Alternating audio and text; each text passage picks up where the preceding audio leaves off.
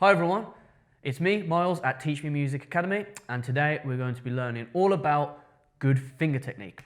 So, your fingers are the most important tool in your arsenal when you're playing the piano. Obviously, these are the things that come into contact with the keys, and that's how you make a sound on the piano. So you need to get this right, it's really important. So before we start, I'm just going to explain how we label your fingers. Don't worry, you don't have to put any stickers on your fingers or draw on them. It's all good. All you need to do is count from your thumb on both hands. So 1, 2, 3, 4, 5. So this is finger number 1, finger number 2, finger number 3, finger number 4, and finger number 5. Same with your other hand. Always count from your thumb. 1, 2, 3, 4, 5. Now at first, you'll probably find yourself actually counting, starting on the thumb. Eventually, you'll just know that, this is finger number 3, finger number 2, finger number 5, you'll just know. But if you forget, like I said, count from the thumb in either hand. And that's how it works.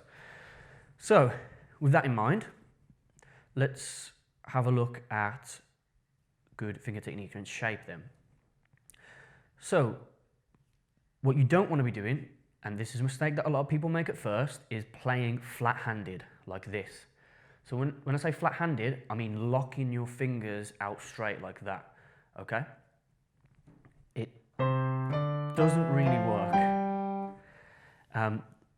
When you get more advanced, you can play a little bit flat-handed, and I'm just letting you know because in music, there's a lot of rules that can be broken, but only in very specific circumstances. When you're a little bit more advanced, if you want to play, for example, you're playing a very funky keyboard part in the key of E flat minor. So, Superstition, Stevie Wonder, right?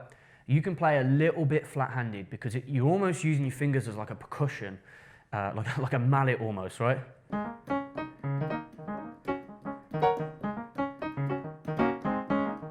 Right? I was playing flat-handed then, but it works. I was playing very staccato. I was only using the black notes, and you get that kind of funk sound from that. So in that very specific case, yes, you can play a little bit flat-handed, but in pretty much any other time, you never want to play flat-handed, always with an arch in your finger.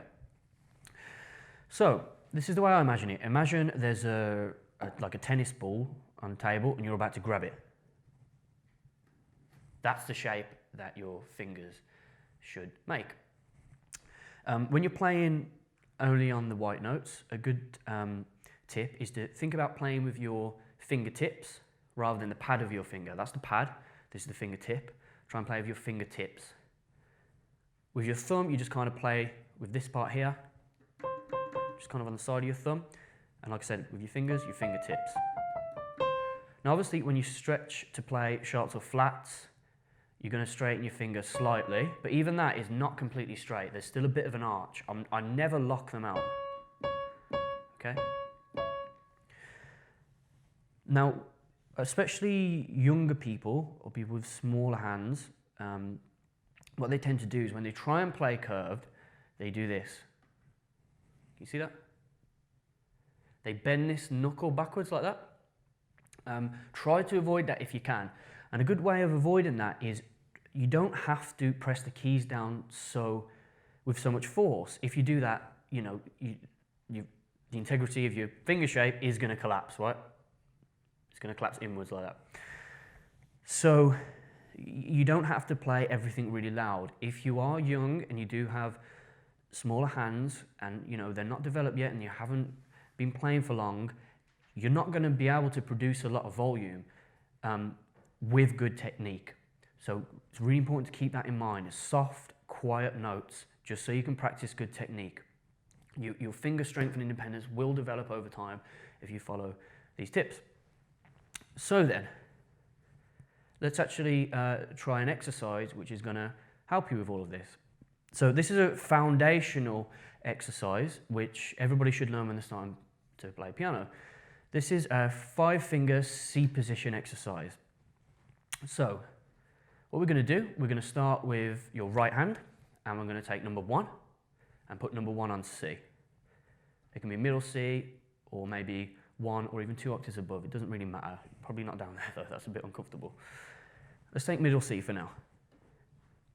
And then I want you to place number 2 on the neighbouring note up, which is D. Number 3 on the next note, number 4 on the next note, number 5 on the next note. So you got 1 on C, 2 on D, 3 on E, 4 on F, and 5 on G. Now what I want you to do, remember, keep your fingers curved, and I want you to touch all those notes without playing them. And then you're ready. Now, imagine your fingers are glued to these notes. So what I don't want to see you doing is trying to move around. We're just going to stay in this position, okay? So we're going to play finger number 1, so C, and I want you to go down and up. Just one note. Now, if you're doing this, that's a mistake. I only want to hear C. Also, if these other fingers are lifting way up like this, that's also a mistake. Try and keep your fingers low to the keys. When you first start, there is going to be a bit of this, but just try and keep it, as close to the keys as you possibly can. So C, down and up. Then next we play D, down and up. Next, down and up. E, F, down and up. G, down and up. So in other words, if we consider our finger numbers, we're going 1, 2, 3, 4, 5. But make sure there's a gap between each note. Down, up, down, up, down, up, down, up, down, up. Once you've mastered that, you can try it the other way. 5, 4, 3, 2, 1. And it's really important to start slowly. You're not going to be able to play this fast straight away, and if you do, it's probably going to sound really messy. That's not good. You want to perfect this technique slowly before you try and speed it up. And obviously, once you've played it for a while, then you can start speeding it up once you feel more confident.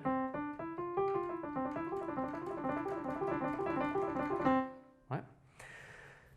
And then what we're going to do, we're going to do the same with our left hand, except we want to cover the same notes, C, D, E, F, G. So because we have opposable thumbs, we need to start with number 5 on C in our left hand. So 5 on C, 4 on D, 3 on E, 2 on F, and 1 on G, like that. So that's your left hand C position, covering the same notes, but with different fingers. So this time we still want to start with C and go up to G. So we're going to go 5, 4, 3, 2, 1, with the same technique as the right hand. Once you're comfortable with that, try going down, 1, 2, 3, 4, 5, and then go up and down. Try it a few times round. See if you can do it without stopping. 3 times maybe. 2, 3. Great. So, once you've mastered each hand separately, then, and this one's going to be a little bit more challenging, you can try 2 hands at the same time. So, C position left hand, C position right hand. You can do 1 or 2 octaves apart, and we're going to play in octaves. So 2 C's, 2 D's, 2 E's, 2 F's, 2 G's, and then back down. Take this one really slowly at first, it's difficult. So what a lot of people do is they'll try and play 2 1s, 1 in the right hand, 1 in the left hand. Now what we do here is we end up playing different notes. As you see, I'm using both my thumbs, but I'm playing C in the right hand and C in the left hand. We don't want to do that, we want to be playing the same notes. So we're practicing going the same direction in both hands, up and down. Okay? Once you've mastered doing it once, again, try it 3 times consistently without stopping.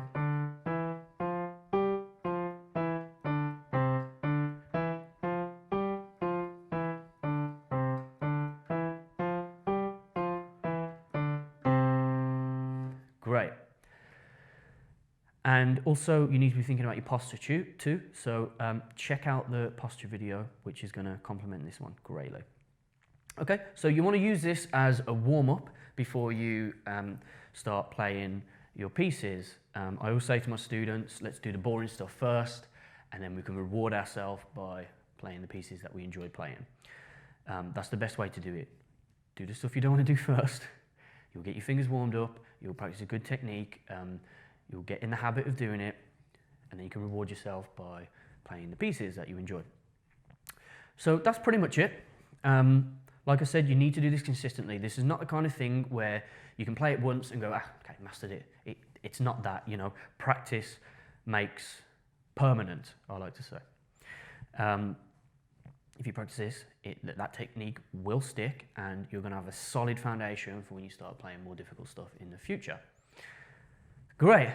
So, as always, I hope you learned a lot from this video, and I'll see you in the next one. Thanks, guys.